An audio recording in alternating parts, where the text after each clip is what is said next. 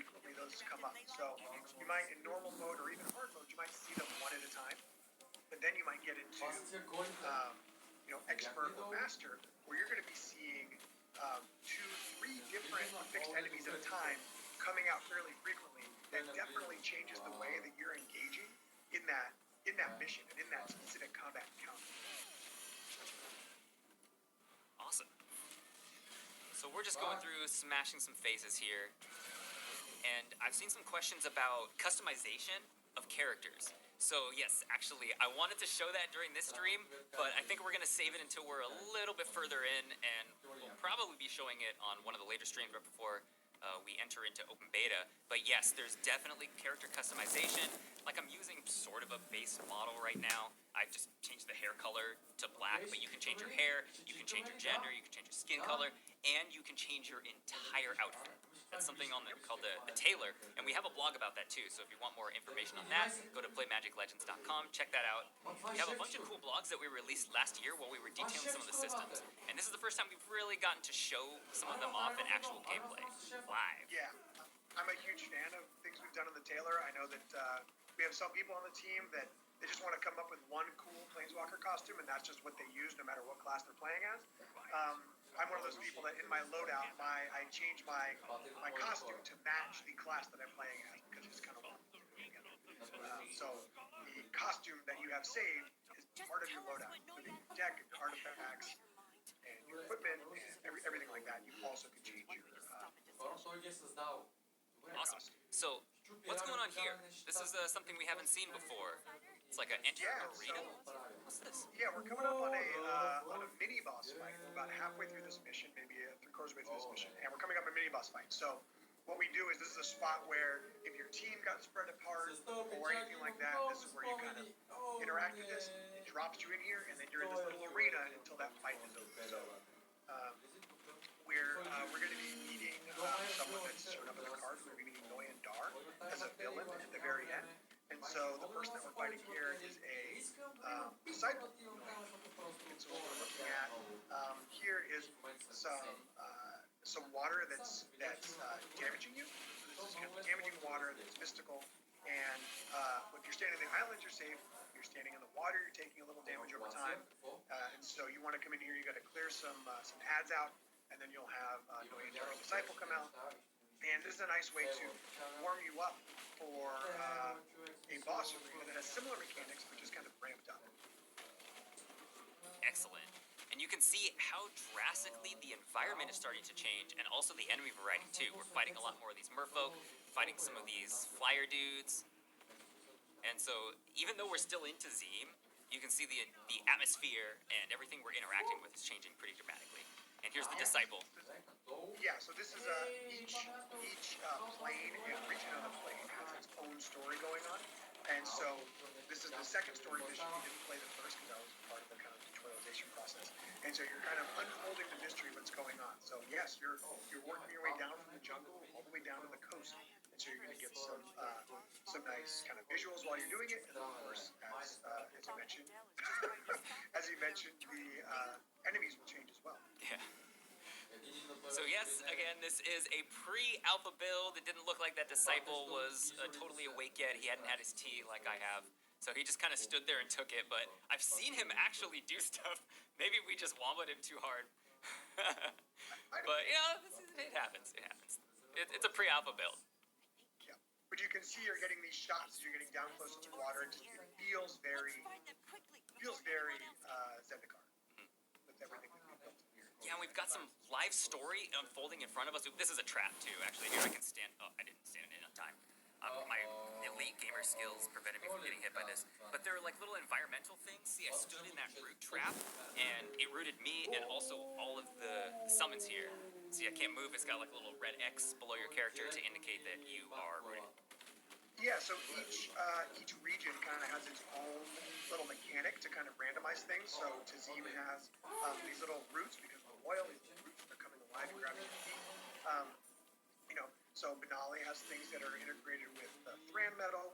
So each little region has something that's going on to make it feel a little bit different, add a little bit of randomness to the combat while you're playing. So the one for Tazeem, it feels pretty good. adds a little something where you can trigger the trap, and it takes a few seconds to pop off, and you can aggro some enemies into it, and then they can get trapped, and you can take them out when they can't fight back. Oh, that's awesome. I didn't think about doing that. You can use the environmental traps against the enemies too. That's great. Cool.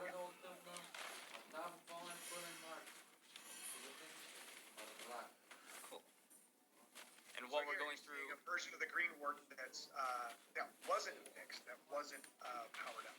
And then we've got, first time we've seen this on here, we've got a Sphinx. So this is the Sphinx is the elite for the Merfolk. And so it's in there doing some work. It's got these fireballs, it does some buffs for its allies. It's a pretty cool looking creature. They did some good work on it. And of course, anything you fight as these creatures can also be a summon. So you can eventually find and collect that Sphinx card, either from drops or from playing missions, and drop it in your deck if you want to run a blue deck mana or any sort of blue deck. that's awesome. We made pretty quick work of him. We had all of our summons out, and we had full mana, and I was able to just dump all my spells into him. Yeah, and again, we're playing on normal, which is super accessible for everybody. And yeah, it's kind of this ebb and flow where you have all your creatures out and you're kind of rolling, and then you lose some, or your mana's low and you're in trouble. Jared's also been playing this for years. Yeah, I have been playing this for about 2 years now, and I always do some stream tests to make sure that everything works. So I've been through this a couple times already. Yep. So I am proficient at this game, as it were. Yeah. And we can see some of the story unfolding in front of us as well, as we're just kind of running through. It's fully voiced, and you get the little dialogue at the bottom. You see some popular characters in the MTG universe. Yeah, and so in this specific area, we're kind of ramping up that Hedron mechanic. You've got to point the Hedrons at the water wall to kind of tear it down. Some of them have other Hedrons in the way. You've got these enemies in the way, so you got some things to do so you can get that water wall down and continue your way down to Galhar Bridge. Yep. And we've got the objective tracker in the top left. We've also got the map in the top right. Yep. So that's helping us sort of keep on track, and then also we have this diamond that's sort of at the top in the middle that points you towards your primary objective. Yep. Keep you heading the right way. Oh yeah, check this out. This is a pretty cool set piece here. So we're moving from the jungle down into the harbor, and the whole environment changes. Yeah, you're getting these great Titan pools. Again, that whole third neighborhood of the overworld has this sort of theming and these enemy groups. So it feels great kind of traversing from all the way up the trees, all the way down here. And all of our overworlds kind of have that similar quality. Awesome. So while we're coming up to the last boss, I think, mysterious shipment. Sweet. Yeah, while we're coming up to the last boss, I think this is a good time to plug again that you can sign up for our closed alpha test. Keys are going out right after the stream, so now's basically your last chance if you're watching this live. Go to playmagiclegends.com. Be sure to sign up there. Also, we have tons of blogs and stuff if you want more information. And you can follow us on all of our social channels, basically everywhere at Be a Magic Legend. So that's Twitter and Facebook, and also our Discord. Our Discord is pretty active. We like to chat with all of you guys there. And we've got a really fun community coming along. And we also have a Reddit. Yes. This is basically your last chance. We're almost at the end of the stream. Last chance to sign up, because keys are going to be going out right after this. And then, of course, we have the open beta, which is going to be launching sometime in March, late March. And that'll be available for everybody. So if you don't get a key this time, you'll definitely be able to play come March. Definitely playing for the end of March. So yeah, so now you're in a slightly larger arena. Noyan Dar has a shield on, blocking your fun, just like Blue does. And then you've got some enemies out here. You got to take down his shield as you're kind of learning throughout the mission. And then he's going to come out and you have to deal with him. And so this is kind of an interesting spot, right? Because you kind of want to get your creatures out to help you, but your creatures might be standing in the water.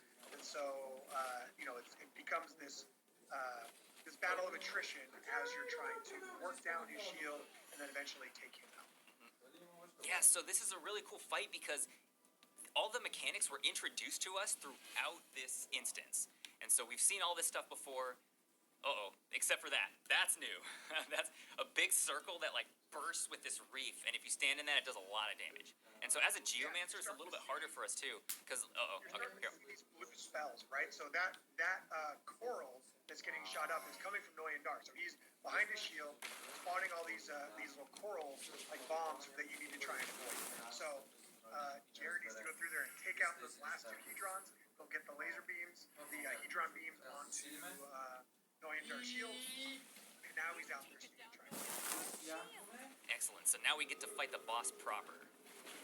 Yeah, and it's kind of tough as a geomancer too, because I have to actually get into melee to do a good bulk of my damage, and all of the ground here is poisonous, so we got to be really careful. And this guy's like CCing me and stunning me, and see, he's using his mechanics there. He teleported right into the water, of course. So I got to see if I can stand on the side. Here we can get a few of our summons going out. So yeah, so he's teleporting around. You want to get your summons up. He's going to be bouncing around the map, doing his damage. He's going to be bringing in ads. So it's pretty cool. But you're right. You generally want to try and stay at range of him and pepper him with ranged sorceries. But you're a melee class and you've got melee sorceries. So this is something that you might not know the first time you play it, but when you're running through and either replaying for extra rewards or what have you, you're like, okay, this is the type of class and deck that I want to use with this specific mission. So I've been using some combos as we're going around here too. We've been talking about so many other things, I think we kind of skipped over that. But there are actual combos that you can do between your cards, and there are some more passive things that you can just sort of make up as you go, as we just blast him. So about midway through that fight, I crit the hell out of this guy. So there are a few spells that that you can use to get increased damage, like fat amounts of damage. And Yeah, so there's Slag Strike, which is on the screen, will crit someone guaranteed that's in the burn state. So you can use certain red spells like Pyroclasm. It sets things on fire. And then anything that is in the burn state, there are certain spells that will crit off of that. So it's guaranteed double damage on that burn state. And so Jared definitely smacked him with that right in the middle of that fight. You saw that health bar drop pretty far. So here we are picking up our rewards. And then you'll pop back out and Steam Overworld, and you're ready to complete that Overworld, do some more quests in there, or continue through that Steam story, or once you're kind of out of this tutorialization, you can kind of bounce around between any plane or region you want, and do those stories in any order that you feel like you want to do. yeah, you can party up with your friends, you can do that again, maybe help them along a little bit, farm for some spell shards, look for some spells that you might not have found yet or unlocked yet. Yeah, getting those drops is huge, and you might say like, oh, because I think we've announced all of our regions, like, oh, let's do that mission in Shiv, and let's run around in there. Like, okay, well now let's go to Gavia. I feel like doing the zombie thing. So you can just bounce around between those, even as you're progressing. You don't have to hit each region in order. Like once you get through Tazim, you can just bounce around and do each of those however you see fit. You're a planeswalker. Walk some planes. Awesome. And I think we actually have a little bit more time, so we're just going to cruise around the overworld and we'll look for some skirmishes. Yeah. Sweet. Yeah. Get you guys about a full hour of content here. So that pretty much wraps it up for like the story content that we were looking to show today. Again, this is super early on in the game. Oh, here we go. We got a new one right here. Defeat the Grotag goblins and Sporecap spiders. Awesome. Oh, I think so. Something that could be cool. You're level 6. So if we stay out here in the overworld, if you can build up your spark meter, then we can show people the Geomancer spark meter. Ah, yeah. Let's totally do that. Let's see if we can build that up. You can see by the color of the circle, right? It's green, and so it's similar to the blue rarities, right? So this is kind of a minor. There are minor, major, and special skirmishes. In addition to little things we call teams, they're kind of just small little like 1 minute quests that are kind of peppered throughout that kind of tell some of the story of the region and some of the flavor of the region. And then we saw one of them earlier. I wonder if one of them will come through again. We have these little mana sprites, mana wisps that are going through the area, and they're kind of glowing green. They have a shield on them, and they're empowering all the enemies around them. They're dropping a currency called planar mana. So you kind of follow them, try and destroy them, try and kill the enemies that they've upgraded. And transitioning, he just killed that boss, dropped a ton of rewards that you saw on the side of the screen, and cleared this skirmish.